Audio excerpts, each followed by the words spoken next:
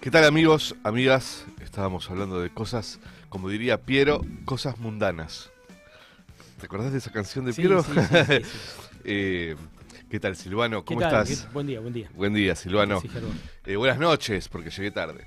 Eh, ¿Te acordás, Silvano, de yo, cuando era un poco más joven, a la madrugada, me quedaba viendo un programa que yo no sé si, yo seguramente vos recordarás, que se llamaba El Cairós, Sí, claro, con el padre Farinero, del padre Farinello? en la televisión pública. Exactamente, a la madrugada, creo que medianoche, un poquito más, inclusive. Y, y yo era fanático, ¿eh? Fanático.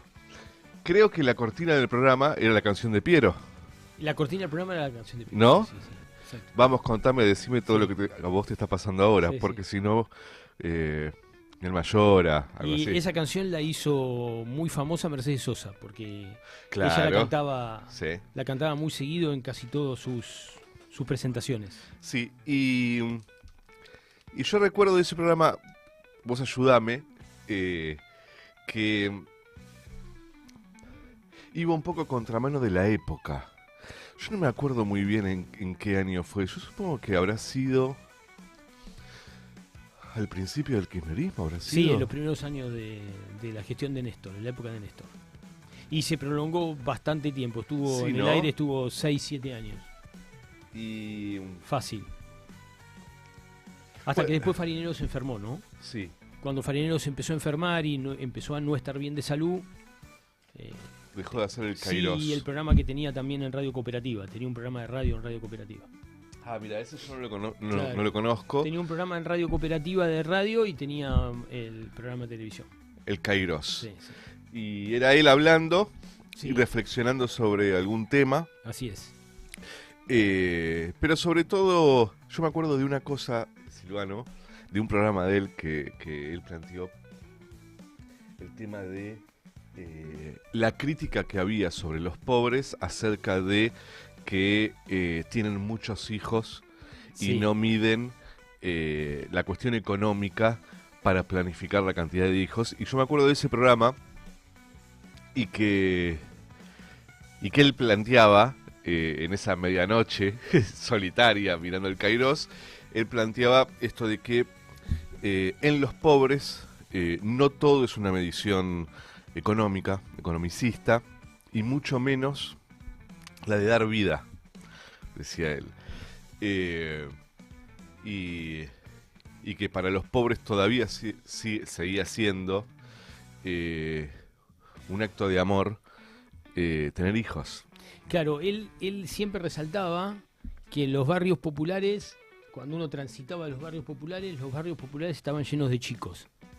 Y que otros barrios y otros lugares de la ciudad de Buenos Aires y del conurbano no había tantos chicos, pero que en los barrios populares había futuro porque había chicos. Ujú. Siempre resaltaba eso. Que por otra parte es uno de los principios básicos ordenadores del pensamiento de la iglesia en general.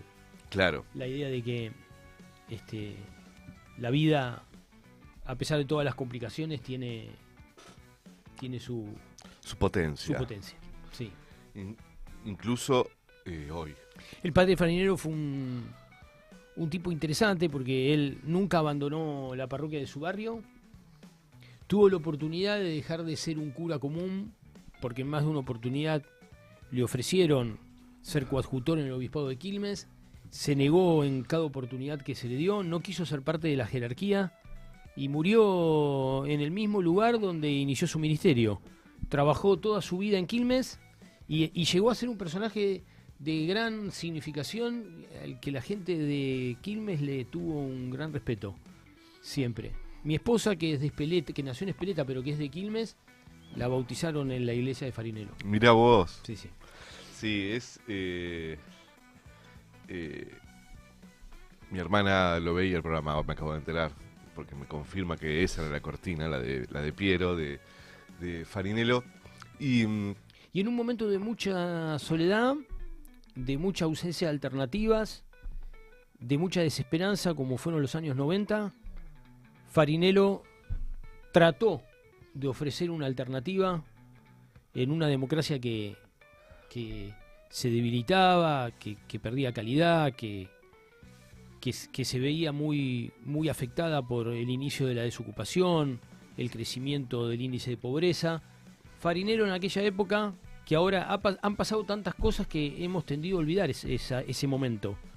Pero la segunda mitad de los 90, que fue muy dura para muchas familias y para muchos argentinos y argentinas, Farinello trató de ofrecer, junto con otros, ¿no? Pino Solanas y otros compañeros más, una alternativa en un momento de crisis muy grande entre el menemismo y la llegada de Néstor, ¿no? Ujú. Y lo hizo con un espíritu militante muy, muy encomiable.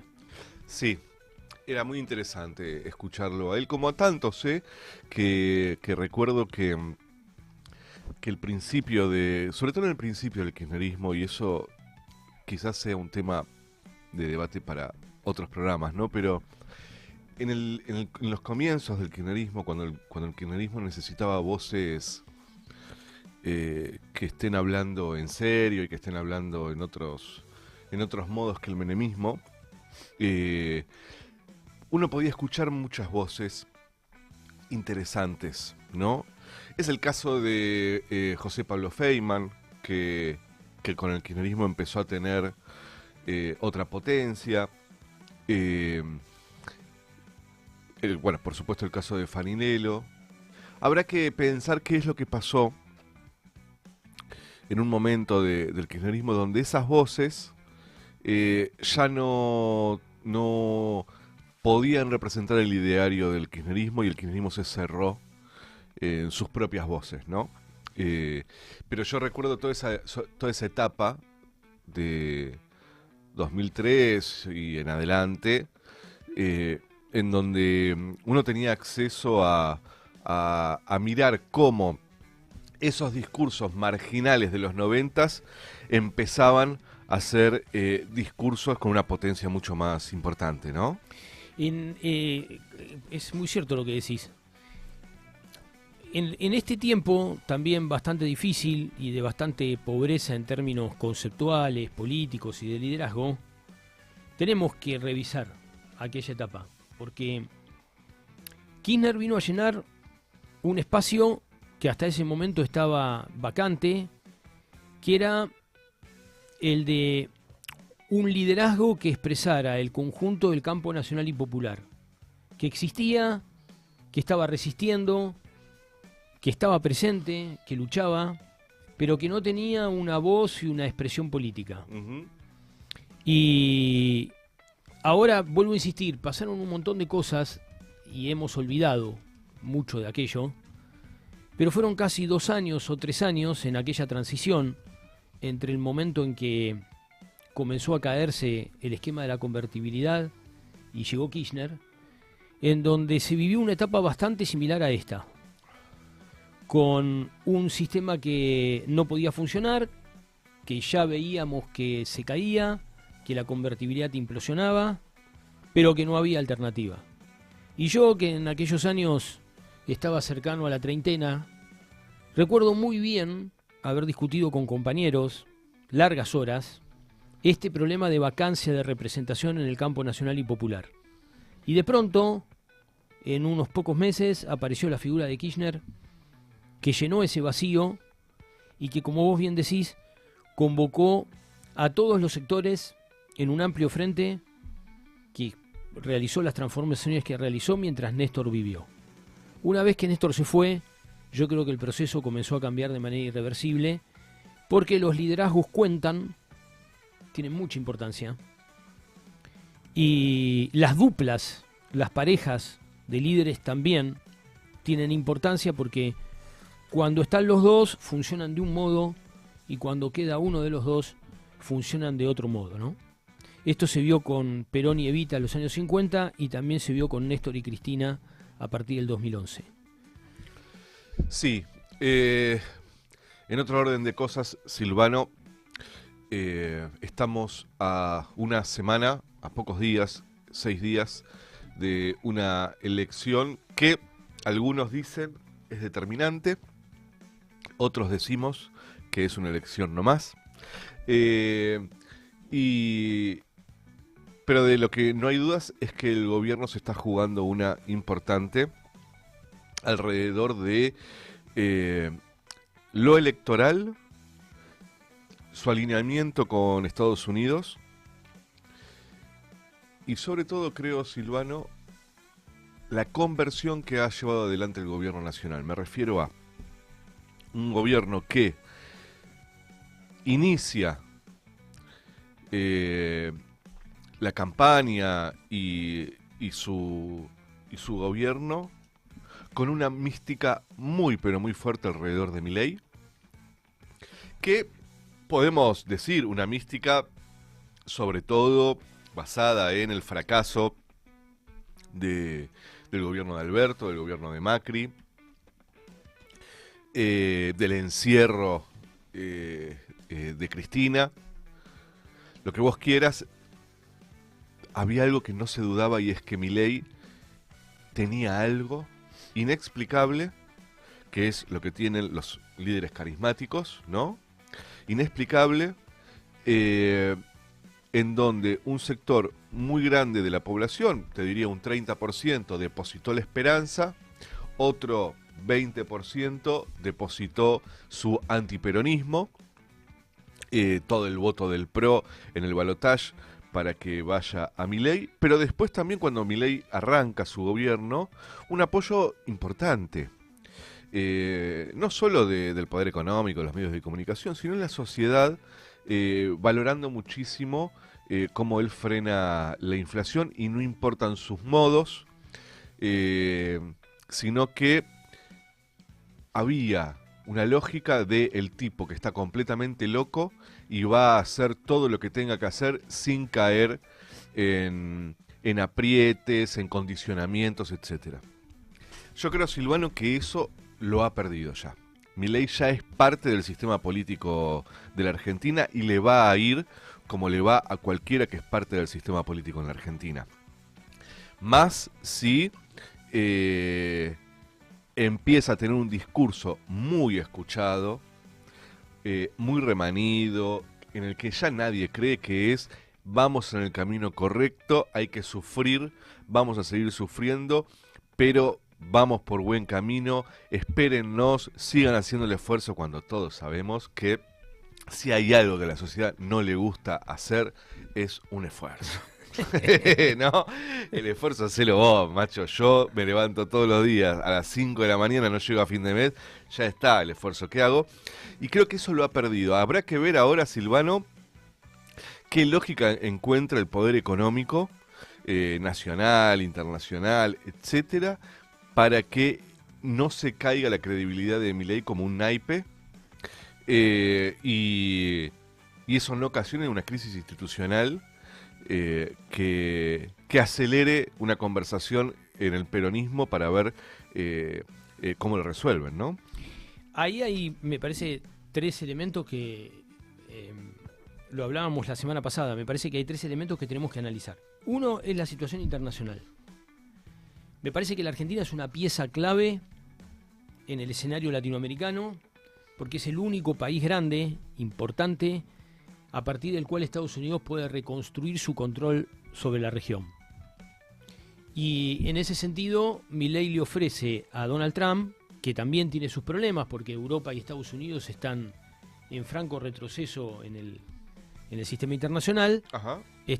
Una posibilidad de obtener lo que Estados Unidos necesita en su confrontación global con China y con Rusia, que es tierras raras y energía a bajo precio y en grandes cantidades. Eso por un lado. Por el otro lado, también me parece que Milei es el único dirigente político de Argentina que tiene un capital político propio y una legitimidad, es cierto, dentro de un sector minoritario de la población, pero que ronda el 30%, ¿eh? Y ese sector es bastante activo y está bastante convencido y está dispuesto a sostenerlo a Milei más allá de cualquier resultado electoral. Eso no es un capital despreciable en un contexto como el actual y dadas las condiciones actuales, y me parece que ha resistido bastante bien la erosión de estos 2 años y del ajuste, porque tiene la misma cantidad de votos que tuvo en la primera vuelta del año 2023. Por lo tanto, yo lo miraría eso con cierta atención, porque me parece que su núcleo duro lo tiene bastante consolidado y lo tiene bastante galvanizado. Y después, la otra cosa que me parece que hay que mirar, al margen del peronismo, que es otro debate mucho más complejo, es al resto de la política, ¿no? Y sobre todo algunos gobernadores que van a tratar de ofrecerse ante los Estados Unidos, no ante Milei, como la garantía de gobernabilidad. Vamos a ver si el presidente acepta eso o no, porque el presidente es un personaje muy particular. Vamos a ir a una tanda, después volvemos con entrevistas, Silvano, Sí, y sí, seguramente claro. en el segundo bloque vamos a charlar un poquito acerca de las novedades en la región, lo que está pasando en Ecuador, lo que está pasando Exacto. en Perú, las elecciones en Bolivia. Me parece que es importante la intervención de Trump en Venezuela y también en Colombia. Ayer Trump dijo que directamente Petro es el que maneja el narcotráfico en Colombia. Sí. Así que es importante, vamos a charlar un poquito sobre esto. Gran canción de El Piti Álvarez, que quiere volver, pero está complicado. Son las 11:34 de este lunes de sol. Recuerden que pueden mandarnos mensajes al 11 50 12 35 89, que pueden escuchar y mirar la radio por el canal de YouTube de Radiográfica.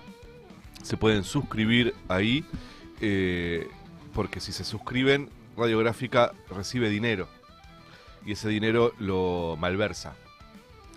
Y lo mete en inversiones de traders financieros. Exactamente. Es la... es la nueva izquierda. Sí, es Lucas Bro. Lucas Molinari. La nueva izquierda. Es la nueva izquierda que ahora hace negocios, inversiones. Investment. Está Lucas ahí. Yo pensé que no estaba Lucas y me tiró un beso mafioso, como diciendo, te escuché lo que dijiste. No. Era un chiste, Lucas. Era un chiste. La plata que le decimos a los oyentes, le explicamos que la plata que de la suscripción se usa para actividades solidarias. Se dona a la iglesia, ¿sí? Pueden recorrer todo el camino del dinero a través de la página web de Radiográfica. Ahí van a ver todo lo que entra, en qué se gasta, etcétera. A mí me contaron que se está gastando mucho en entradas para ir a ver a Boca, Silvano. Hay que ayudar a Boca. Hay que ayudar a Boca. Bueno, vamos a ver unos videos de nuestro gran presidente Donald Trump, que ha dicho algunas cosas sobre... Nuestro presidente. Sí, por supuesto, el mío. No sé si tuyo, Silvano, discúlpame. No, yo si fuera norteamericano le tendría cierta simpatía. Lástima que soy argentino. Exactamente. Vamos a ver algunos videos, Lau, para ir entrando en este quilombo que es las declaraciones de Trump sobre el préstamo a Argentina. Definí mi política internacional. Yo fui muy claro. ¿Qué dije? Voy a estar aliado con quién. Con Estados Unidos y con Israel. ¿Con quién estoy aliado? Con Estados Unidos y con Israel. ¿Qué le llama? No me contestó todavía. ¿A cambio de qué? Digamos, somos un aliado incondicional de Estados Unidos. Es decir, es una cuestión de ordenamiento geopolítico. Una de las cosas que hizo Trump con muchísima claridad, con una claridad meridiana, vino a poner orden en un mundo que estaba totalmente desequilibrado. Ahora, ese mundo va a tener bloques. Hay un bloque que es el bloque que está alineado con Estados Unidos. Hay un bloque que va a estar alineado con China y hay un bloque que va a estar alineado con Rusia. ¿Le gusta? Bien. ¿No le gusta? Es la realidad. Y ellos, digamos, deciden quiénes son sus aliados. Bueno, los aliados son los aliados que saben que usted va a contar con ese aliado siempre. Bueno, es una cuestión geopolítica. Esa es la parte que no entienden. Presidente, porque insisto con esto que el 80% apenas si puede llegar a fin de mes. Y el 60%, 70% llega al día 20. A ver, entonces, emitiendo no se arregla. ¿Cómo quiere que lo arregle? Vamos, dígame. ¿Cómo le pongo plata a la gente? El economista es usted. No, bueno, pero usted, digamos, o sea, a ver, usted digamos... es especialista en crecimiento Sí. con y sin dinero, presidente. Crecimiento económico, con y sin dinero. A ver, bueno, entonces... Argentina's fighting for its life, young lady. You don't know anything about it. They're fighting for their life. Nothing's benefiting Argentina. They're fighting for their life. You understand what that means? They have no money, they have no anything, they're fighting so hard to survive. If I can help them survive in a free world, I happen to like the president of Argentina. I think he's trying to do the best he can, but don't make it sound like they're doing great. They are dying, all right? They're dying. He visto muchos malos que se han vuelto buenos. No he visto jamás un bruto que se haya vuelto inteligente. Era Milei con Feynman explicando taxativamente el alineamiento con Estados Unidos. Era Trump, una periodista muy joven le dice si el acuerdo con Argentina no está beneficiando a los productores argentinos. Exacto. Y perjudicando a los productores del agro de Estados Unidos. Y él ahí dice que no hay ningún beneficio, que en realidad Argentina se está muriendo, que no tiene guita y que de alguna forma lo que se está haciendo es tratar de salvarla, como también se está haciendo con Medio Oriente y con otros, como está desarrollando Trump, otras políticas de humanitarias con otros países, ¿no? ¿Qué piensas, Silvano? Bueno, primero, sobre el primer video se me ocurren dos cosas.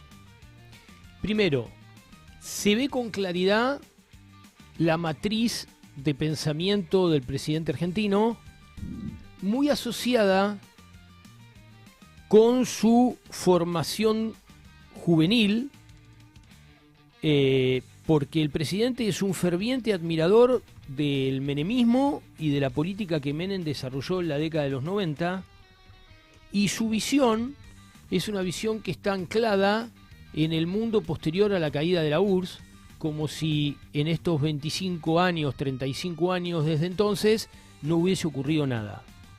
Da la sensación de que el presidente sigue pensando en términos muy del siglo XX, ¿no? Ahí hay una serie de errores en su apreciación, ¿no? Decir que hay tres bloques, el ruso, el chino y el occidental. En realidad, Rusia y China forman parte de un bloque que aquí amigos y compañeros como Gabriel Fernández lo están estudiando muy bien y lo están analizando muy bien, que es el bloque del sur global. Lo que está ocurriendo, Gerba, es que estamos viendo en vivo y en directo, en el siglo XXI, los efectos del siglo XX, que fue el siglo de la descolonización. Lo que el presidente no comprende, no podría comprenderlo, ya que carece de la cultura, la estabilidad emocional y la capacidad analítica para poder comprenderlo. Esto está claro. Lo que el presidente no comprende es que el mundo del siglo XXI es el mundo en el que el proceso de descolonización está dando sus frutos en el sur global. Los países que durante el siglo XX desarrollaron revoluciones de liberación nacional exitosas son los que van a liderar el mundo en el siglo XXI. Y a la cabeza de ellos tres países: Irán, Rusia y China, que hicieron las tres grandes revoluciones del siglo XX junto con la cubana. Pero a diferencia de Cuba, Irán, Rusia y China son viejas potencias milenarias que han sido protagonistas de la vida internacional a lo largo de muchos siglos. Y no están a 50 kilómetros de Estados Unidos, ¿no? No, por supuesto. El presidente está incapacitado, insisto, intelectualmente, políticamente y emocionalmente para poder analizar y comprender esto. Pero lo cierto es que ese proceso parece estar quedando claro ya a esta altura, después de un cuarto de siglo transcurrido del año 2000, y está muy claro que el presidente este proceso se niega a comprenderlo, se niega a entenderlo, se niega a considerarlo. Luego, la otra cosa que es muy característica, muy sintomática de la personalidad del presidente es que él está absolutamente convencido, y yo vuelvo a insistir con el tema de su convencimiento, es un hombre convencido, de que el Estado no debe hacer nada frente a la cuestión económica. Que la cuestión económica es una cuestión que tiene que ser manejada por privados y que el sistema económico tiene sus propias reglas y su propio funcionamiento y sus propias leyes, y que el gobierno, el Estado, no tiene ninguna función que cumplir. Por eso le dice a Feynman: ¿qué quiere que haga? Explícame qué quiere que haga. Porque la respuesta inmediatamente posterior sería: cualquier cosa que yo haga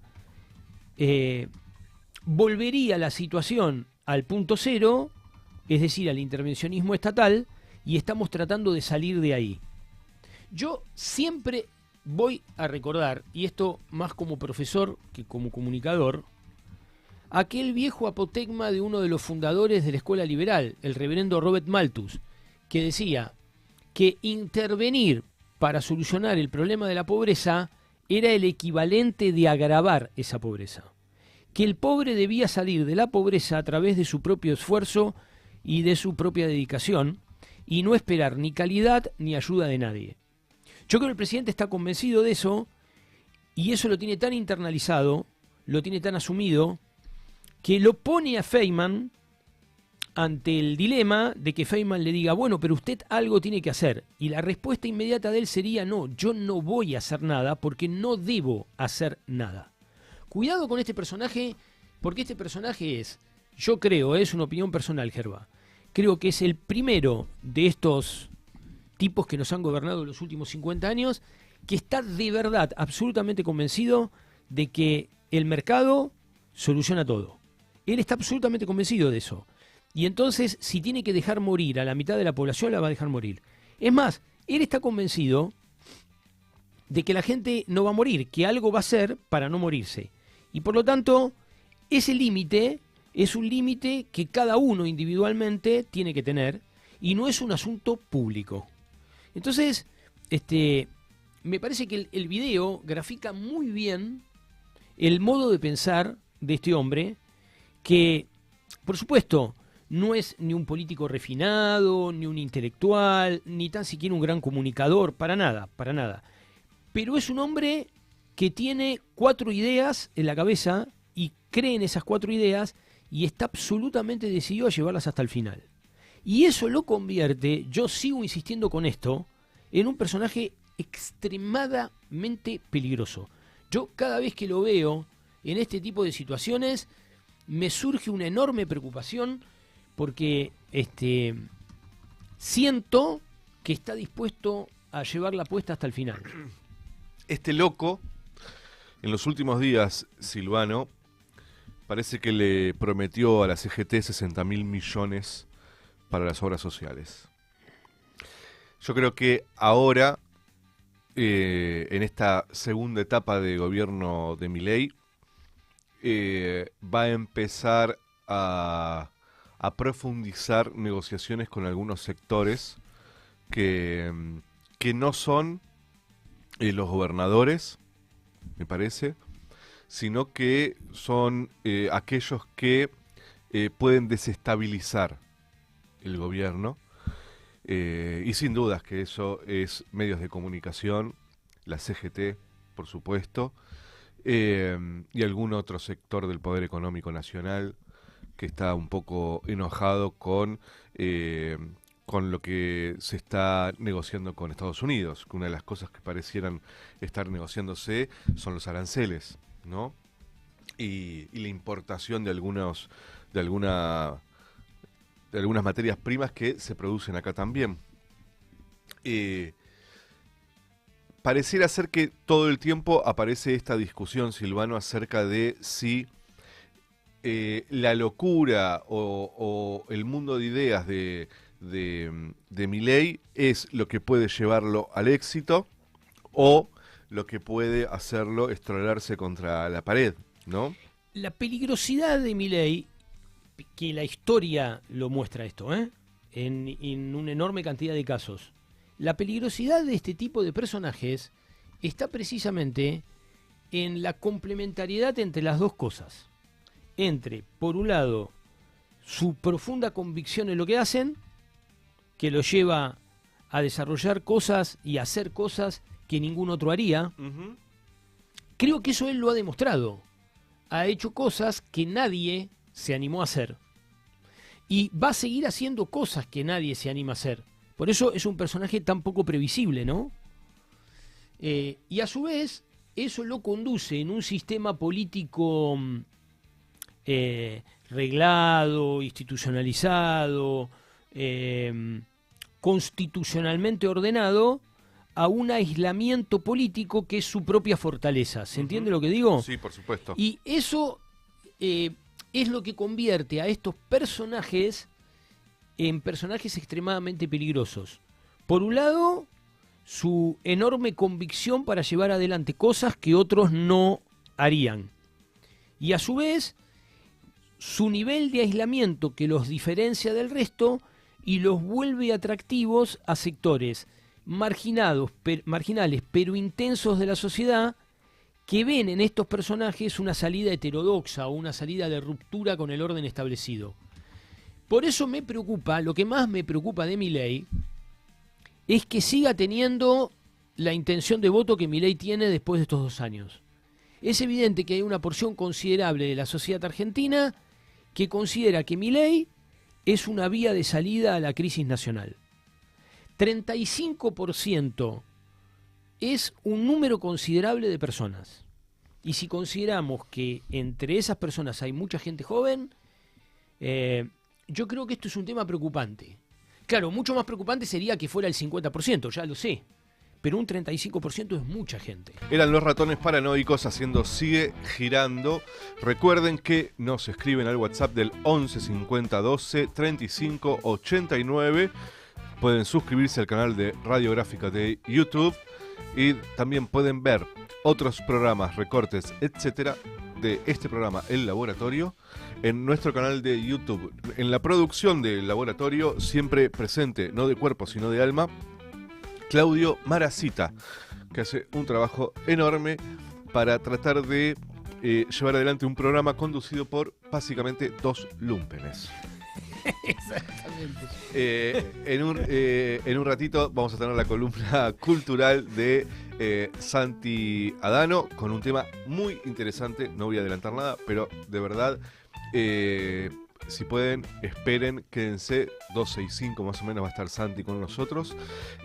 Y luego, en la segunda hora, va a estar con nosotros el Tano Catalano, que vamos a hacerle algunas preguntas acerca de no solo la situación política general, sino también algo que es un debate pendiente acerca de qué Estado necesitamos en un país como este, en un mundo como este, pero sobre todo qué Estado se necesita para la reconstrucción de una sociedad más justa, que repare todo el daño que se le está haciendo hace mucho tiempo ya, ¿no? Vamos a estar hablando de todo esto con el Tano Catalano, secretario general de AT Capital Federal, pero también, además, candidato a diputado por Fuerza Patria para las nacionales, para diputado nacional de este 26 de octubre. Silvano, ¿cómo esperás las elecciones del domingo? ¿Estás contento? ¿Estás lleno de fe y esperanza, como decía Scioli, el compañero Scioli? No, sin fe, sin esperanza en las elecciones. Tengo fe y esperanza, pero no en las elecciones. Y no, lo sigo como analista, como persona interesada por la política, pero en este momento particular no tengo ningún tipo de participación en ningún espacio político. Ni deseo tenerlo tampoco, dado que no me siento identificado absolutamente con nadie.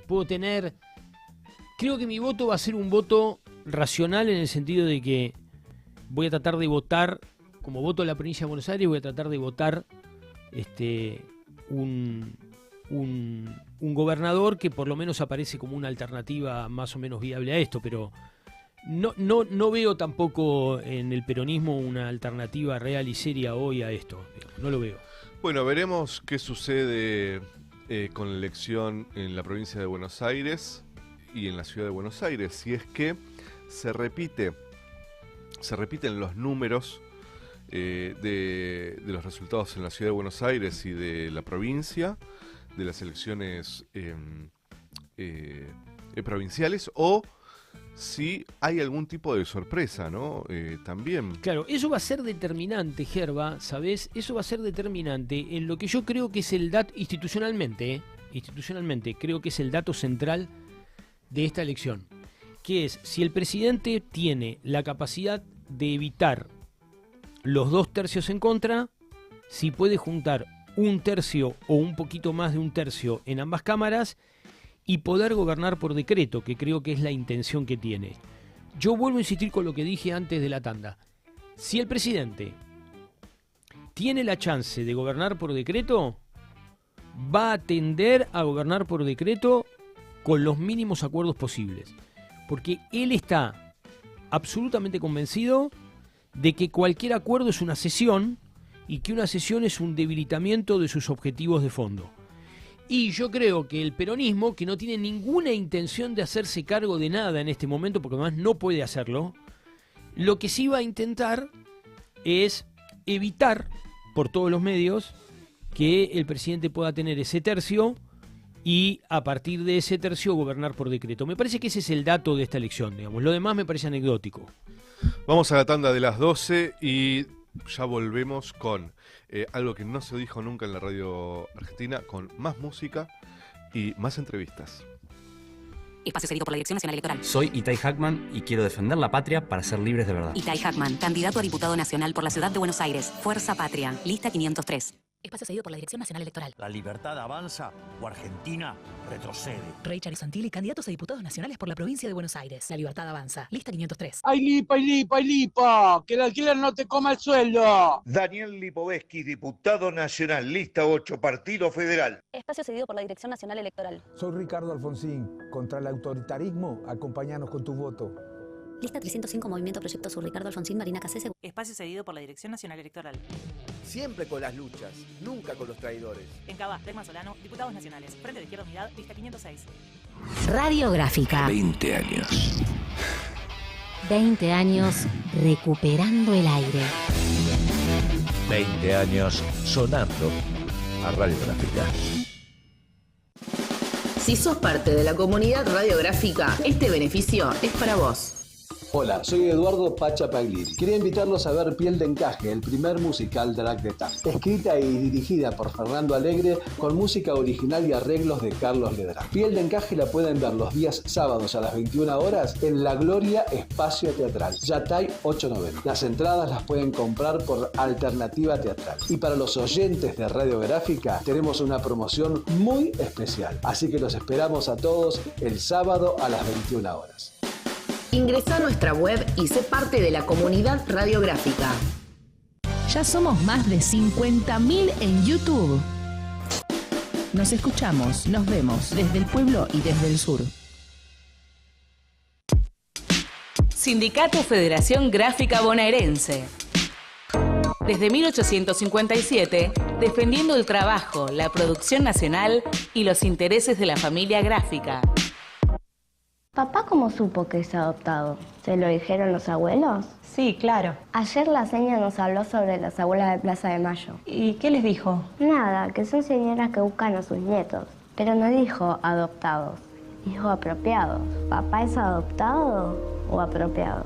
Si naciste entre 1975 y 1983 y dudás de tu identidad, comunícate con Abuelas de Plaza de Mayo. Llama al 11 4384 0983 o ingresá en abuelas.org.ar. Y si una de esas abuelas te está buscando, ¿no te gustaría conocerla? Campaña de vacunación por brote de sarampión. Niños de 6 a 11 meses, dosis 0. Niños de 1 a 4 años, dosis adicional. Acércate al CESAC número 46, Avenida Regimiento de los Patricios, 1941. Horario de atención de 8 a 12 y de 13 a 16 horas. No se requiere turno. Intereses colectivos. El programa de la bancaria.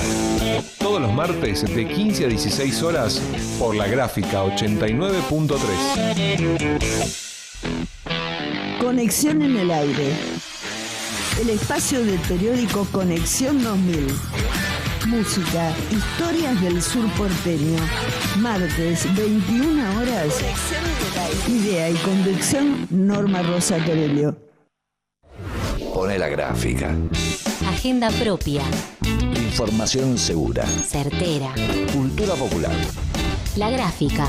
Tu sonido. Nuestro sonido.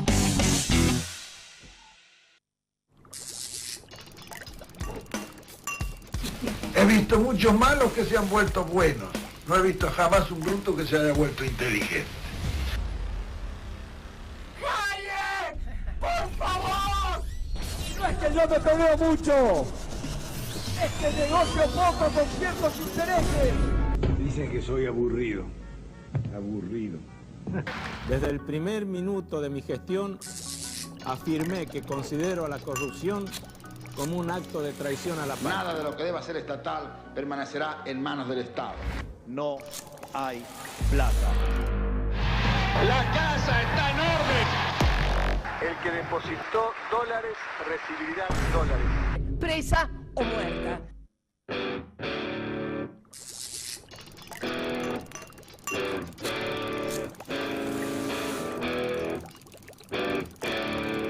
El laboratorio. Con Gervasio Muñoz y Silvano Pascuso. Argentina, un país para el ensayo.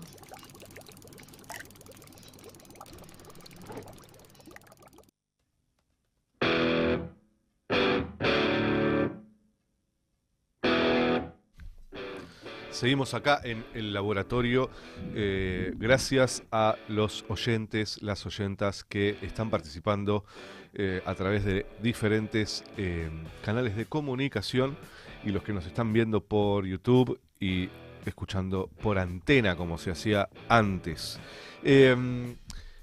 Ya estamos por arrancar con una columna, con la columna de Santi. Hoy tiene una columna muy interesante, pero además bastante pintoresca porque la hará con la madre y vamos van a contar un poco cómo era la Irlanda completamente obturada por el imperialismo inglés, ¿sí? Hay tanta filmografía acerca de la relación Irlanda-Inglaterra, ¿no? No sé si te acordás de una, yo no me acuerdo el nombre, pero es un clásico del tipo que va preso. Sí, sí. No, yo tampoco me acuerdo el nombre, pero sí, sí. Una gran película. De un gran director, sí, sí, bueno, que no me voy a acordar, pero ese gran director hizo una película hace muy poco tiempo que se llama Daniel Blake, sobre la clase trabajadora inglesa. Yo recomiendo esa película, se llama Yo, Daniel Blake, y es un retrato formidable de la Inglaterra actual que bajo ningún punto de vista por nuestra mente completamente colonizada uno se imagina. Cuando la vi dije, estos tienen los mismos problemas que nosotros, pero se visten un poco mejor. Claro. El problema tienen mejores diseñadores, nada más. El problema irlandés, con todas las características truculentas, violentas que tuvo esta cuestión, es central en la historia del siglo XX británico. En el año 1914, cuando estaba a punto de desatarse la Primera Guerra Mundial, el Reino Unido estuvo a 2 horas de una guerra civil. Así es muy interesante toda esa historia. Acá mi hermana me apunta, mi hermana tendría que venir a reemplazarme, te diría. En el nombre del padre se llama la película. En el nombre del padre, sí. Así es. Le digo a mi hermana, decime el nombre del director, porque decirme el nombre de la película, decime que me querés humillar. Me da cuentagotas el conocimiento. En el nombre del padre. Gran película, sí, gran película. Y hay mucha filmografía alrededor de la historia y el vínculo entre Irlanda e Inglaterra, de un gran director que, por supuesto, no recordaré hasta que mi hermana me lo diga. No sé si está Santi Adano conectado. Ya está conectado con nosotros Santi Adano con una columna hermosa. Va a ser... pensé que iba a ser una sorpresa, pero no. Ahí la vemos a la madre, a Sheila. Sheila, Santi, acá los saludamos, Gervasio y Silvano Pascuso. Hola. ¿Cómo están en este lunes? ¿Dónde están en este lunes? En Delviso, en lo de Sheila. Muy bien. Qué lindo día para estar en Delviso, ¿no, Sheila? Sí. Ayer sí. Y hace 33 años que amanezco acá. Hermoso. Yo vivo en Pilar. ¿En serio? Somos vecinos. Claro, Silvano. claro. ¿En qué parte de Pilar estás? En Pilar Centro, pero yo conozco mucho del Viso porque en varias campañas electorales, en la época en que tenía compromiso político, lo caminé mucho del Viso. Mirá qué bárbaro. Podés haber pasado por la puerta de esta casa. Seguramente, porque lo he recorrido de punta a punta el barrio. Mirá qué bárbaro. Sí, bueno, Pilar yo también, mucho. Bueno. Mi vieja es muy charlatana igual que yo, así que la vamos a tratar de mantener en eje.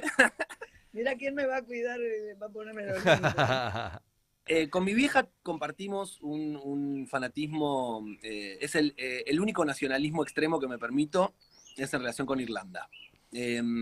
Siempre charlamos de por qué será que los irlandeses cargamos con este orgullo y este amor.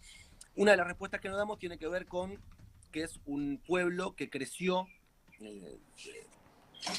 siglos y siglos y siglos, tuvo que manejarse con el opresor, como si te dijera, cruzando el Río de la Plata, ¿no?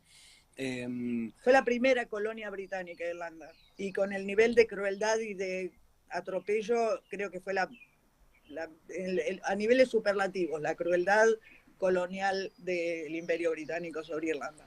Y eso también, bueno, genera una unión muy grande en el sentido de la pertenencia a un pueblo, tener que estar en lucha con un imperio como el Imperio Inglés. Así que hoy, bueno, ayer fue el Día de la Madre, nos fuimos a visitar a familia, a Mercedes, volvimos en el auto charlando con la ruta cargada, y veníamos charlando de unas charlas que está dando mi vieja. ¿En qué marco es?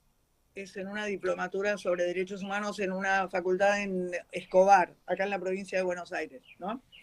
Y hace como 6 años que me toca hablar sobre mujeres irlandesas y revolución. Yo me centro específicamente en todo alguien mencionó lo de la Primera Guerra Mundial, después, bueno, ahí empieza a gestarse, aprovechando que el Imperio Británico estaba teniendo que atacar bélicamente al Imperio Alemán, ¿no? Entonces empieza a materializarse toda la rebelión irlandesa que cuaja en 1916, en la Pascua de 1916, lo que se llamó Easter Rising en inglés, que sería el levantamiento de Pascua, ¿no? Donde entra a tallar una cantidad de organizaciones femeninas, primero porque no eran aceptadas por los varones en sus organizaciones revolucionarias, pero después cobra identidad propia. Este grupo se llamaba Cumann, y bueno, es muy interesante. Yo lo pongo como dato porque si alguien quiere después meterse por ahí a investigar, es sumamente interesante. Hoy queríamos darle un giro que tenía que ver con la columna de cultura. Un poco nosotros ya venimos charlando bastante del tema, de cómo la trama cultural muchas veces sostiene opresiones o justifica discursos, por qué es tan importante que el arte también entre a la discusión política, con las herramientas que tiene el arte para participar de esas discusiones. Y en particular hoy queríamos hablar de algunos apuntalamientos fuertes que tuvo la opresión inglesa en la opresión cultural al pueblo irlandés. Unos datitos sueltos, como para empezar a armarnos la cabeza sobre el tema, es que en el territorio de Irlanda había población desde 8.000 años antes de Cristo. Lo que se piensa como cultura celta es más de la Edad de Bronce, alrededor de 4.000 años, de hace 4.000 años, pero es un territorio que tuvo población durante miles de años, con lo cual claramente había un entramado cultural, artístico, religioso, la lengua. Desde la lengua, obviamente, muy consolidado, muy fuerte, y en el año 1100 es la primera invasión inglesa en Irlanda. En este sentido, de lo que veníamos charlando, porque la opresión nunca es solamente a punta de rifle, y hay estrategias que los imperios también vienen usando hace siglos para profundizar y facilitar la opresión. Y cuando hablamos de cultura, también un poco el intento que hacemos en esta columna es pensar en eso. A veces hablamos de cultura, empezamos en un ministerio de cultura y es los recitales, ¿no? Hay algo como del arte, la música. Y la cultura es medio la trama que mantiene conectada a un pueblo. que no solamente se manifiesta en sus manifestaciones artísticas, sino también en su idioma, en sus creencias. Desarmar esa trama es una forma también de poder oprimir, ¿no?, a un pueblo. Formas a través de las cuales el imperio inglés hizo eso fue, número uno, que quiero que ahora Sheila desarrolle un poquito, la prohibición del idioma. Sí, no, y bueno, sí, la prohibición era bajo pena de muerte. Encontrar a los nativos hablando su propio idioma era pasible de ser pasados por las armas. O sea, no podían hablar su idioma en absoluto. En relación con el idioma, hay una cosa, un hecho familiar que a mí me gustaría mencionar, que es, mi rama irlandesa es el 50% al lado paterno, y eran tanto mi abuelo como mi abuela. Bueno, mi abuela se llamaba Harrington de apellido, ¿no? Mi apellido paterno es Relihan. ¿Qué pasa? Descubrí hace poco que en la isla de donde era oriunda mi abuela, que es una islita en el suroeste de Irlanda, en el condado de Cork, ¿qué pasa? Ahí prácticamente, en algún momento fue el 100% de sus habitantes tenían el apellido Harrington. ¿Por qué? Porque digamos así, el virrey, la autoridad militar británica que llegó a confiscar las tierras y a dominar el lugar, a oprimir a los nativos, o en este caso en particular, puede ser que no haya sido el único, obligó a todos los nativos a abandonar su apellido. Fueron obligados a renunciar a su propio apellido y a tomar el apellido del dominador británico de apellido Harrington. O sea, ¿qué quiere decir esto? Mi abuela nunca supo qué apellido verdadero tenía, ni ninguno de los de esa isla. Quiero decir, a la hora yo siempre recuerdo que en tiempos en que era primer ministro, Thatcher lo dijo claramente, que su objetivo era el alma, que si no era solamente, por ejemplo, la invasión a Malvinas o el dominio económico en todos los países de los que llegó a dominar, sino acceder al alma. Y ahí venía la conexión con lo cultural, ¿no es cierto? Es decir, el idioma, los nombres, no podían usar nombres que no fueran británicos. Ahora todos mis sobrinos segundos tienen nombres irlandeses. Por lo pronto Sheila también es un nombre irlandés y Sheila es la manera en que los ingleses lo escribieron para pronunciarlo Sheila. En realidad, en gaélico se escribe de otra manera. Pero todos mis sobrinos tienen nombres irlandeses, que son hermosos a mi juicio. Bueno. En ese sentido también, digo, cuando empieza esta prohibición, que empieza en los estatutos de Kilkenny en el año 1366, o sea, de larga data, de prohibición del idioma, se prohibió en escuelas, en tribunales, en oficinas gubernamentales, toda la trama de la vida pública tenía que pasar por el idioma del opresor. De cualquier manera, porque los pueblos son lo más, el idioma se sostuvo en la clandestinidad, siguió siendo hablado, la abuela de Sheila de hecho hablaba irlandés, no irlandés. Mi abuelo, pero mi abuela sí.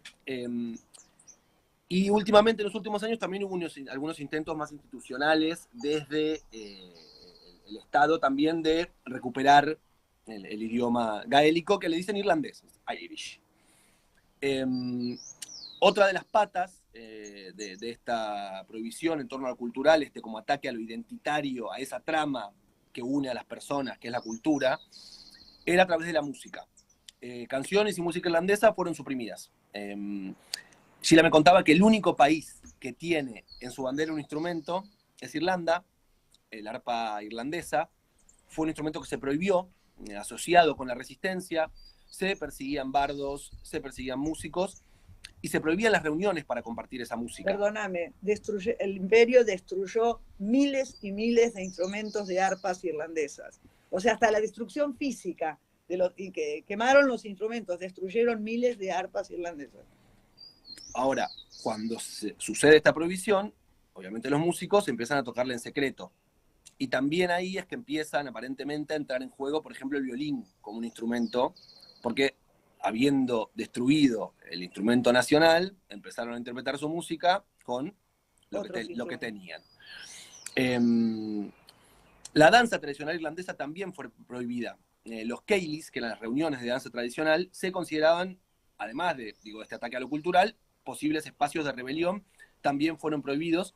Lo que también se enfrentaba bailando puertas cerradas, en sótanos, en graneros, donde se pudiera. Y acá hay algo que yo lo meto como personal, que a mí me da risa. Yo durante toda mi vida la vi a mi mamá bailar en las fiestas, así, a ver si lo puedo hacer en cámara. Con amor, sin mover los brazos. Con amor. Bailando cumbia. Estamos en un casamiento de un pariente y yo veía que Sheila bailaba así. Hace algunos años me cayó la ficha, teniendo estas charlas con ella. Lo que pasó con la danza irlandesa es que para poder bailar en un sótano no podías mover los brazos. Entonces, es un baile que se hace con las piernas, manteniendo el torso quieto y los brazos pegados al cuerpo, porque no había espacio para moverse si vos tenés que bailar tu danza folclórica escondido de un tipo que a punta de pistola te va a matar si te encuentra bailándola. Lo cual me pareció muy espectacular a nivel mi historia familiar con Sheila, de entender por qué baila Gilda con los bracitos pegados al cuerpo. Bueno, es lo mínimo. Después nada, como también otras formas, tenían señales secretas en las reuniones de baile, porque si se acercaban las fuerzas del orden, pasaban a bailar un vals o alguna otra forma de baile aceptable, ¿no? Pero cómo se fueron adaptando también estas formas de resistencia cultural en la práctica del arte y la cultura a la situación de opresión. Datos un poco que van por el costado de la cuestión meramente cultural. ¿Qué? ¿Lo de eviction? Sí, que también un poco conectándolo con la cuestión inquilina, Sheila tenía una data que quería compartir. Sí, que en paralelo, porque hubo un episodio natural que después derivó en algo estrictamente político y hasta en genocidio, que fue una plaga que tuvo la cosecha de la papa en 1845. Los ingleses mandaban trigo, maíz, carne, lácteos, en la costa este de Irlanda, lo mandaban derechito a Inglaterra. Cuando la papa, que era aquello que les habían dejado a los irlandeses, a los nativos, se pudre absolutamente por efecto de esta plaga, los irlandeses empiezan a morir de hambre, pero literalmente miles y miles de irlandeses murieron de hambre en Irlanda entre 1845 y los años subsiguientes. Bueno, y entre otras derivaciones, al no haber ni alimento ni trabajo, fue una tragedia realmente. Hubo un fenómeno llamado eviction. Desalojos. Desalojos de 350.000 familias en Irlanda eran echados a la calle por no poder pagar sus alquileres. Y bueno, eso era parte que yo pensaba asociado con inquilinos y los alquileres y el alcance de hasta dónde llega el opresor en ese terreno también. Algo parecido sucedió con la fiebre amarilla. Claro. ¿No? Sí. Acá en el puerto, que también generó muchísimo desalojo y que la población que vivía en el puerto, alrededor de los puertos, se mude hacia las zonas nortes de la ciudad de Buenos Aires, dejando las casas grandes hechas con ventillos, ¿no? Exactamente. Sí. Y también un poco que algo que hablamos con Sheila, esa es la razón por la que estamos acá. O sea, mi bisabuelo, el abuelo de Sheila, William, se fue en esa época. Él nació en 1855. Yo tengo una familia que son maternidades y paternidades muy tardías, entonces por ahí en 100 años hay nada más que 2 generaciones, pero mi abuelo dejó Irlanda con 17 años en 1855, no, nacido en 1855, se fue en 1872. Entonces, a raíz de las secuelas de un nivel de pobreza pero atroz, entonces por eso, buscando otro destino, emigraban a Estados Unidos, a Canadá, a Nueva Zelanda, acá también a Inglaterra, a unirse con el proletariado inglés también. Pero bueno, por eso estamos acá nosotros hoy. Y un poquito como para... Ah, perdón, decime, Silvano. No, yo quería, si me permiten, decir 2 cosas referentes a esto. Sí, obviamente. ¿Qué tal, Sheila? Un gusto, Silvano. Hola, ¿qué tal? Igualmente, encantada. 2 cosas que me parecen importantes. Una es que, hablando de identidad cultural, los irlandeses son católicos. Sí, también. Y sufrieron duramente su condición de católicos porque el Papa Gregorio, en el siglo VII, envió a San Patricio, a Irlanda, sí. a evangelizar. Claro, y después de la Reforma Protestante, de Enrique VIII en adelante, sobre todo en el periodo de Isabel, y en la época de Cromwell, de la dictadura de Cromwell, Irlanda fue atacada varias veces por el ejército inglés. Sus campesinos y sus campos fueron arrasados por la dictadura de Cromwell y hizo una masacre precisamente porque el puritanismo inglés no acusaba a los irlandeses de ser papistas y de ser católicos. Y yo que fui al Colegio San Vicente Palotti en Belgrano, que es de la comunidad palotina. Sí, en donde fue la tragedia del 4 de julio. Bueno, yo fui a ese colegio en la primaria. Los irlandeses tienen como parte de su identidad cultural su condición de católicos. Y una de las cosas que los ha hecho más fuertes ha sido esa galvanización entre cultural y religiosa. Y lo otro que quería, porque tiene que ver con la cultura, es que la tragedia del pueblo irlandés se saldó de alguna manera con una gran inmigración a los Estados Unidos, sobre todo a la ciudad de Nueva York, que está llena de irlandeses, y la película de Scorsese, Pandilla de Nueva York, cuenta muy bien la constitución de un grupo de emigrantes irlandeses que crearon una de las organizaciones políticas más importantes de Estados Unidos, que fue el Tammany Hall, que controló la política de Nueva York durante muchos años y que puso un presidente que era de origen holandés, pero fue apoyado masivamente por los irlandeses en Estados Unidos, que se llamó Martin Van Buren, y los irlandeses eran fanáticamente demócratas, eran muy antirrepublicanos, y constituyeron una de las bases de apoyo al Partido Demócrata en Estados Unidos. La cultura norteamericana está muy influida por la cultura irlandesa, muy influida. Sí, bueno, y si es por presidentes, Kennedy era de origen irlandés, claro. Reagan también. Sí. No es muy destacable esto, pero bueno. No, pero... Bueno, y para cerrar un poquito también queríamos pensar en relación con esto, porque no es que estos intentos de apagar la cultura también generaron muchísima obra en relación con la resistencia. Hay muchísimo, de hecho, hablando de esto, hay un tema de Sinéad O'Connor que es tremendo, que se llama Famine, que es como un recitado en el que ella dice, no fue una hambruna, fue un genocidio, porque una hambruna es una hambruna, digo, no podés, se te arruinan las cosechas, la gente no puede comer, pero si todo el resto de la producción del país iba a solventar, iba a ser el alimento del imperio y no quedaba nada para los irlandeses. No desviaron ni un micrón cúbico de las remesas de alimento a Inglaterra. Son decisiones políticas, no es una hambruna. Claro.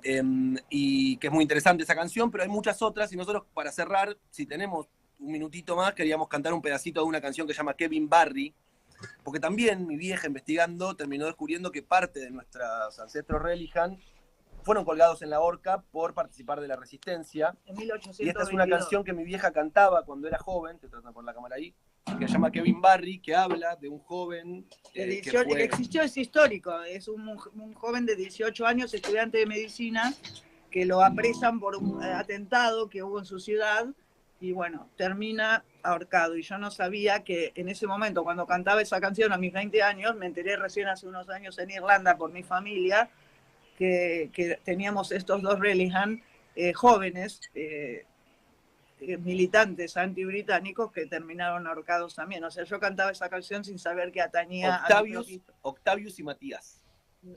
¿No? No, Cornelius. Cornelius y Matías.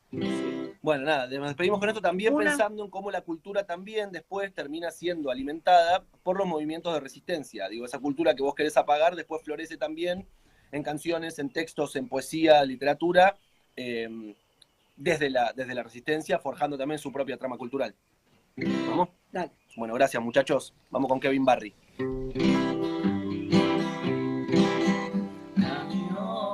On a Sunday morning, high up on a gallows tree, Kevin Barry gave his young life for the cause of liberty. A lad of 18 summers, yet there's no one can deny that he went to death that morning, proudly held his head up high, shook me like a knighted soldier, do not hang me like a dog. for I fought for Ireland's freedom on a dark September morn. Around that little bakery where we fought from hand to hand, fought for Ireland's freedom, and I fought to free Ireland. Chao. Gracias, Sheila. Gracias, Santi. Chao. Nos vemos el lunes que viene. Silvano, también por tu aporte, ¿no? Va todo. No, sí, siempre me ha interesado mucho el tema de Irlanda. Por haber pasado por la comunidad palotina, por haber tenido vínculo con la comunidad palotina en toda mi infancia y mi adolescencia, y que el trabajo que hicieron los palotinos en muchos lugares de la provincia de Buenos Aires, como en Areco, como en Giles, tienen una gran implantación, una implantación en materia educativa, en materia social, me parece ¿no? que en Mercedes también. En Mercedes también. No sé si Un recuerdo también. Podían ser pasionistas, no me acuerdo. Aprovecho que murió hace unos años, recordar a Roberto Kilmate, que fue uno de los sobrevivientes de la masacre de San Patricio, y a Emilio Barletti, que fue uno de los seminaristas asesinados, cuya mamá era de origen irlandés. Claro, es muy común la unión de irlandeses e italianos. Perdón, tiro un último dato porque me vino a la cabeza y siento que tiene que ver con la época también. O sea, no siento, tiene que ver con la época. Cuando en el 47 Irlanda finalmente consigue su independencia, lo que llamaban ellos Irlanda del Sur, el norte de Irlanda todavía bajo control inglés, pero cuando todo el resto de Irlanda consigue su independencia, los grupos de tareas más pesados que tenía Inglaterra puestos en Irlanda, que eran los que se ocupaban sobre todo de aterrorizar población civil, que eran los Black and Tans, los mandaron a Palestina. Sí. Para sostener la formación del Estado de Israel. Eran los más rotos de la Segunda Guerra Mundial. Los mandaron a Irlanda y cuando Irlanda genera la República, son enviados esa mano de obra desocupada. A partir de ese momento la mandan a Palestina. Todo tiene que ver con todo, ¿no? Claro. Bueno, muchachos, gracias Santi, gracias Chao, un abrazo. Sheila, un gusto verlos. Chao, suerte, adiós. buen día. Seguimos en Radiográfica en el laboratorio. Nos pueden mandar mensajes al 11 50 12 35 89 y ver y escuchar el programa por Radiográfica YouTube. Ahí se suscriben para que Radiográfica recaude plata y la gaste, por supuesto, en viajes. Ingentes cantidades de dinero para ayudar al gobierno argentino a salir de esta situación de hambruna que plantea Trump. Ya estamos en comunicación con Daniel El Tano Catalano, secretario general de ATE Capital. Tano, ¿nos escuchás? Nos ves, en realidad. ¿Cómo estás, Tano? Buen lunes. Las dos cosas, hola, ¿cómo están? Bien, gracias por atendernos. Che, queríamos charlar con vos, no te vamos a sacar mucho tiempo, pero queríamos charlar con vos algunas cositas muy puntuales. En principio, ¿cómo estás viviendo lo más urgente, lo más inmediato, que es la campaña para las elecciones nacionales de este próximo domingo? Vos sos, además de secretario general de ATE Capital y militante, por supuesto, de toda la vida, sos candidato a diputado nacional por la provincia de Buenos Aires. ¿Qué estás viendo en la calle, Tano? Estás haciendo muchas salidas. ¿Qué percibís, más allá de lo gremial me refiero, ¿no? Que ese termómetro ya lo tenés. ¿Qué estás mirando en las calles? ¿Qué escuchás? Bueno, la verdad que me pasa que estoy yendo a lugares... yo me propuse participar de las campañas generales y después de hacer lo más particular, de ir a armar mateadas a territorio, como para poder tener un mano a mano con los compañeros y las compañeras. Hay un hartazgo enorme, no solamente en la militancia. Lo que nos terminó pasando fue que venía gente que no conocíamos y que quería participar de las mateadas, de las charlas, de poder pensar. Hay mucha angustia, mucha desolación y mucha necesidad de que esto termine. Esto es como muy brutal. Los que tienen laburo tienen las tarjetas de crédito detonadas, no pueden, están pagando la mínima ya hace varios meses, están muy endeudados, están muy preocupados porque no saben cómo salir de la tensión bancaria en la que se están encontrando. Y todos tienen el problema de un adulto mayor que está en situación de vulnerabilidad social. Hay más de 6 millones de jubilados cobrando la mínima, así que con también la dificultad de no poder ayudar a sus adultos mayores. muchas personas con una tensión enorme con el gobierno por el certificado único de discapacidad, les cortaron directamente las pensiones y lo cierto es que una cosa es estar en Capital Federal o en el primer cordón, y otra cosa es estar a 200, 300 kilómetros de donde tenés que hacer el trámite y tenés que venir a constatar que te falta una gamba, ¿no? O sea, te falta un brazo, que te falta un pulmón, que tenés a alguien en tu familia con síndrome de Down. Digo, me parece que es como muy brutal todo y eso genera en la comunidad una necesidad de participar y creo que el 26 va a ser eso. Lo que estamos viendo es que va a ser una de las movilizaciones populares más grandes de la historia. Sí, ¿crees que efectivamente va a ser, se va a replicar o se va a aumentar la cantidad de votos que hubo en la provincia de Buenos Aires y que eso va a suceder en todo el país y que va a ser un efecto político importante para el peronismo?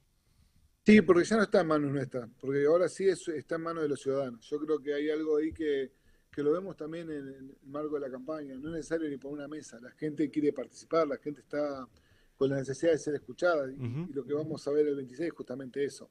De hecho, fíjate que cuando querés pispear un poco las encuestas que están viendo, que son muy funcionales a la derecha, te dicen datos que son tan irreales que no los creen ni siquiera ellos mismos cuando lo están contando. ¿A qué te referís en particular, Tano? No, que cuando quieren bajar el nivel de distancia que hay entre Fuerza Patria y La Libertad Avanza, tienen que recurrir a mentiras que son tan absurdas que no tienen lógica. O la campaña que intentaron hacer en las redes sociales para tratar de lastimar a Tayana. Ellos tienen un problema muy grande, pero de verdad creo que Esper, en su vínculo con el narcotráfico, se tuvo que ir y el vínculo con el narcotráfico está comprobado, no es que es algo que nosotros suponemos. Totalmente. Que la ministra de Seguridad no pueda dar cuenta de que uno de sus diputados nacionales tiene un vínculo con el narcotráfico, es como medio estúpido pensar que la ministra de Seguridad, que se quiere cargar al hombro la pelea contra el narcotráfico, haya sido indiferente a los vínculos de su espacio político. Bueno, yo digo, me parece que todo esto es un hartazgo. Vemos cómo la gendarmería se retiró de todos lados, la policía se retiró de todos lados, la falopa está por todos lados. Este es el gobierno que le abrió la puerta a la desocupación, a la pobreza, a liberar zonas, a hostigar a quienes piensan distinto y bueno, el 26 me parece que va a haber una respuesta contundente. Tano, siempre hubo una discusión, te diría, histórica alrededor de la militancia sindical y su vínculo con la política. Hoy, en el Congreso Nacional, hay pocos, pero hay algunos diputados que vienen de extracción sindical, como puede ser Yasky, Palazzo, Siley, antes Correa, ahora es ministro de Trabajo de la provincia de Buenos Aires. Seguramente me estoy olvidando de alguno. Paco Manrique. Paco Manrique, más de CGT. Y vos sos candidato también a diputado. ¿Por qué crees que es importante que los dirigentes sindicales, los representantes de los trabajadores, de las organizaciones trabajadoras, ocupen lugares en el Congreso? Mira, yo creo que nosotros, primero que nunca tendría que haber dejado de estar la proporción del 33, 33 y 33. De lo que entra al Parlamento, si hay algo que es genuino, y lo digo bien, los laburantes pagan una cuota sindical para ser parte de una estructura gremial y que se los representen. Por lo que, bueno, no hay sospecha que vos realmente representás algo. Hay algo que es genuino, hay 6 millones de personas que tienen un vínculo y que eligen tener un vínculo con el sindicato. Y creo que nosotros tenemos áreas estratégicas como la industria, las pymes, la energía, el Estado, la salud, la ciencia, la tecnología, de donde podemos aportar debates realmente profundos, con ideas realmente importantes y que también te la da la cotidianidad. Nadie mejor que alguien que labura en la industria para poder discutir mano a mano qué país requerís. ¿Por qué? Porque vos tensionás con los dueños del país cuando estás discutiendo en la industria. Vos te estás discutiendo con 3, 4 monstruos que vienen con mucha guita de afuera, que plantaron fábrica y te le plantás todos los días para discutir si lo mejor en este momento es cerrar las importaciones, generar sustitución de importaciones, meter tecnología de punta, ampliar el marco de laburo, pensar en una movilidad nacional y popular que sea accesible para los sectores populares. Sí, me parece que es mejor que alguien que labura en trenes como para poder ser parte de la discusión respecto de cómo tiene que ser el sistema de transporte. Podemos aportar un montón de cosas,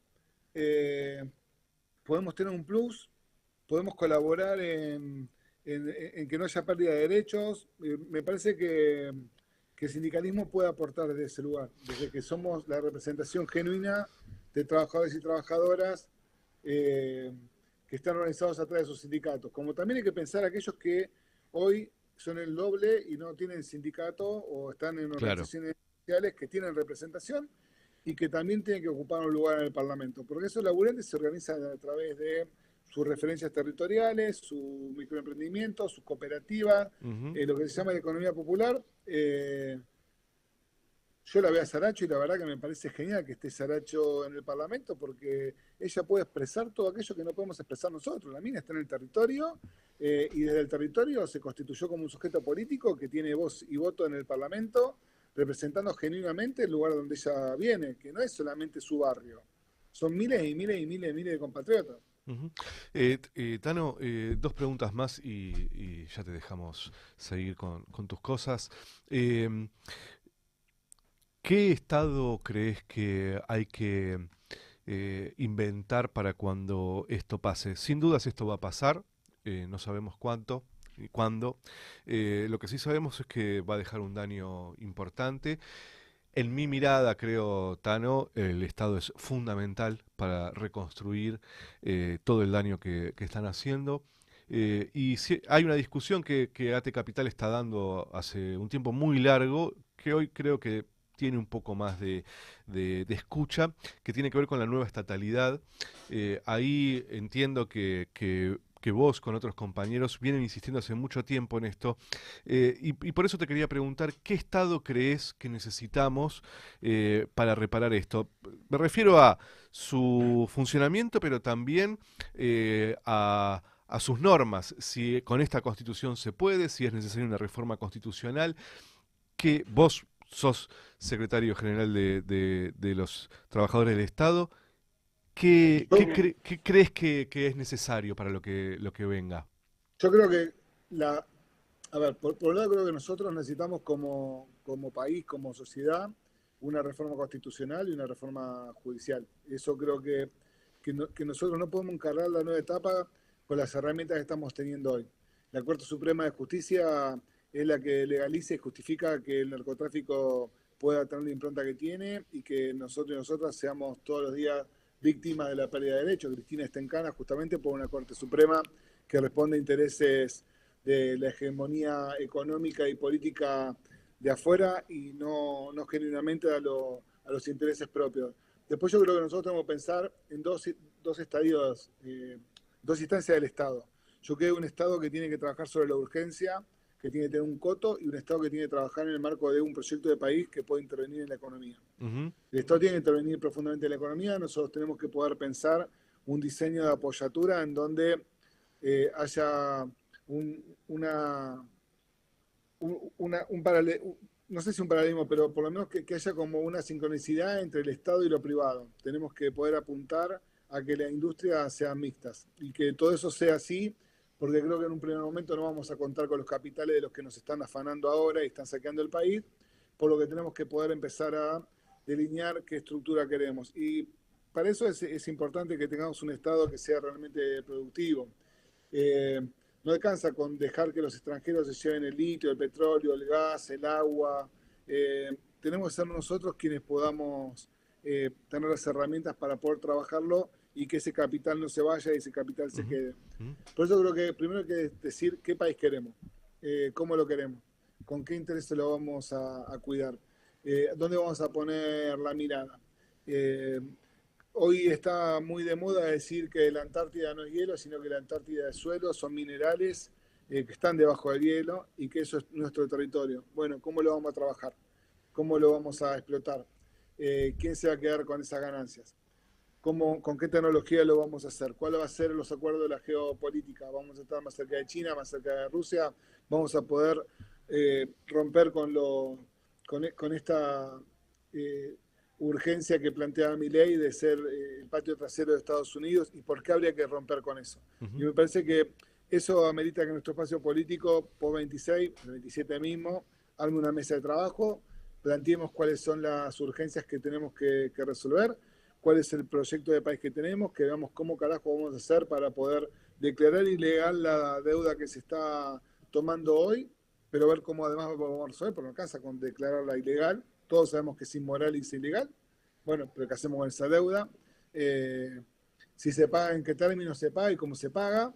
Y si para pagarla no tenemos que ir a buscar a los que tomaron la deuda y se quedaron con esa guita y que sean parte del pago. ¿De qué le sirve al pueblo argentino que el Toto Caputo, cuando termine su mandato como ministro de Economía, se quede con toda la guita? Si es nuestra, hay que ir a buscarla. Digo, me parece como que hay cosas que hay que discutir en algún lugar.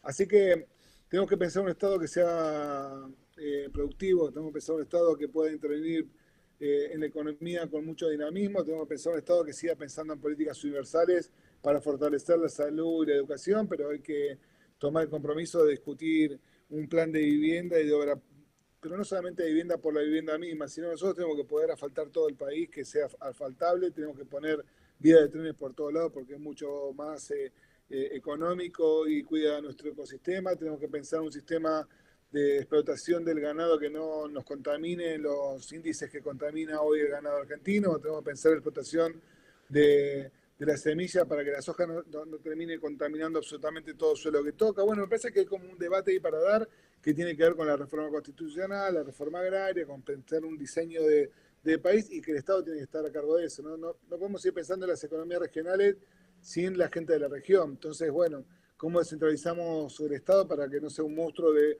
organismos enormes con laburantes adentro que queden a 500, 600, 1000 kilómetros de los hermanos que tienen necesidades? Habrá que repensar todo eso. Tano, clarísimo. Muchas gracias por este tiempo. Vamos a estar hablando. Seguramente el lunes será el día donde podremos reflexionar acerca de los resultados. Mucha suerte. Nos estamos viendo donde nos vemos siempre, que es en la calle. Suerte a todos. Un abrazo grande. Abrazo grande. Era Daniel Catalano, secretario general de ATE Capital, planteando algo que se viene diciendo en algunos sectores, y es que lo que Milei rompa no se va a poder arreglar con medidas a corto plazo o indulgentes, sino que esto va a requerir tomar acciones serias y estructurales, ¿no? El papel del Estado no puede ser el Estado cumplir el mismo papel que cumplió en la década de Néstor y Cristina. Hay que pensar en un Estado que cumpla otro papel. Y creo que también hay que pensar en un cambio de la Constitución con legitimidad popular, que se debata previamente a nivel popular. Y también es muy importante que haya justicia, ¿no? Que haya escarmiento a los que reiteradamente han saqueado la Argentina. Yo creo que la Argentina necesita un nunca más de la deuda y un nunca más del saqueo. Lo que yo no veo, lo veo a Catalano muy optimista. Yo no soy tan optimista sobre la capacidad de la actual clase política argentina y de la clase dirigente argentina para ese sistema de autodepuración. Yo no lo veo. Bueno, el domingo tendremos las elecciones. El lunes, por suerte, estaremos acá y podremos analizar todo lo sucedido. Nos vemos entonces el lunes que viene. Estuvo Lao en la operación, estuvo Claudio Maracita en la producción, como siempre, Santi Adano en la columna cultural, Silvano Pascuso, Gervasio Muñoz, quienes tratamos de llevar este barco hacia el peor destino y que se estrelle contra todos, no contra todo, contra todos, en lo posible contra todos. Nos vemos el lunes que viene, ya llegan los amigos del programa que nos sigue, y recuerden más que nunca este domingo, Silvano, recuerden más que nunca este domingo, un poco lo que decimos siempre al terminar nuestro programa. Nos estamos debatiendo, Silvano, entre algo que se debate en nuestro país hace mucho tiempo. Así que nosotros lo que le queremos decir, Silvano, lo que le queremos decir es que quede bien claro que se trata de algo muy, pero muy sencillo, muy, pero muy sencillo, que es patria o muerte, amigos.